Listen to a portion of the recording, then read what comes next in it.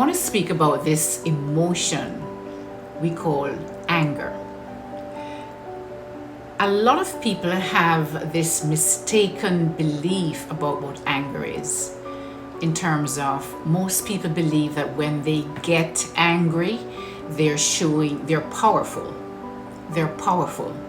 They feel that, because you get angry and you shout and you throw things and really, if you look at that really in a sensible way, because a lot of times when we're angry, we're not being sensible, right? We've allowed our emotions to take us over. We're really literally being ruled by our emotions when we're angry.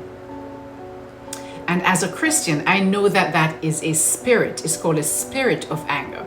That's how that's how the enemy attacks us as individuals. But a lot of people who are not Christians and they don't recognize this fact, do not recognize that when we are angry, we are not in control of ourselves. We are out of control. So in fact, instead of being strong, instead of us thinking that we are in fact strong, throwing things, probably hitting somebody, probably shooting somebody. Nowadays it's like a regular thing. You just shoot people. People drive past and you might have cut them off by mistake or intentionally or whatever it might be.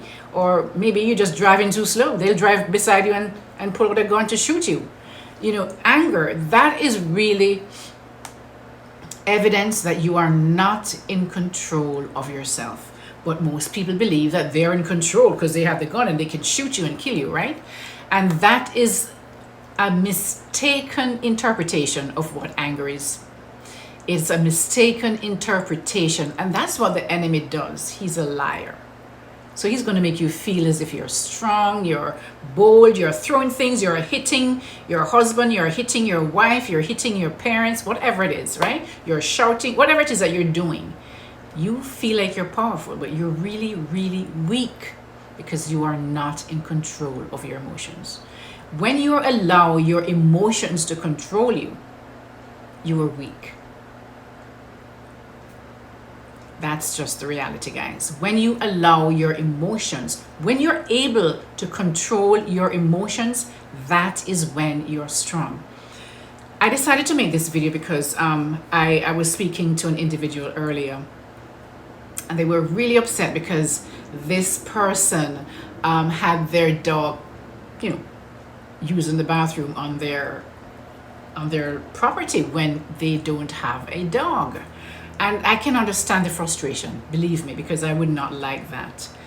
And but then what I recognize is that, and that's what kind of brought this up, because what happens is that when you allow your emotion to take over, now you get angry and if you have problems with blood pressure, your blood pressure rises. You're the one. If you think about it, you are the one that is suffering when you get angry and you're not in control of your emotions. Because really, if you think about it, what does getting angry or getting really riled up, like you can hear the hyperventilation and all kind of stuff like that, what does that change? It doesn't change anything. It changes nothing. So what we have to learn to do, and this is something that I practice, I practice myself, but I also help my clients to practice, because a lot of individuals are not in control of their emotions. So you have to recognize that because you'll feel it in your body. You'll feel this, your heart palpitating, you're getting sweaty maybe, and all kind of craziness going on. You're not in control. Those are indications that you're not in control of your emotions. But a lot of people don't recognize it as such.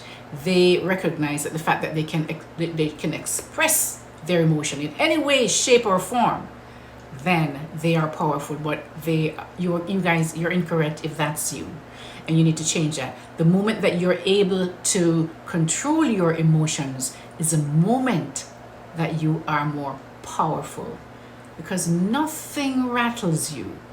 Nothing rattles you. It takes a whole mountain to fall on top of you to rattle you. right? Because you recognize that there's nothing that you can change by getting angrier and angrier and angrier. Because actually, when you get angry, what happens is that you have no control over your emotions. When your emotions take over, you're not able to think clearly, to process things clearly, to come to some conclusion, to find to solve the problem. Sorry, I can't get that word. To solve the problem efficiently, because you're so angry, you can't think. When you are angry, you cannot think clearly. It's almost like your brain is hijacked by this anxiety. So, guys, I want to just remind you that anger solves nothing, really, because you're the one who's going crazy and getting angry, while that person there is going off doing their business and they're not feeling any pain.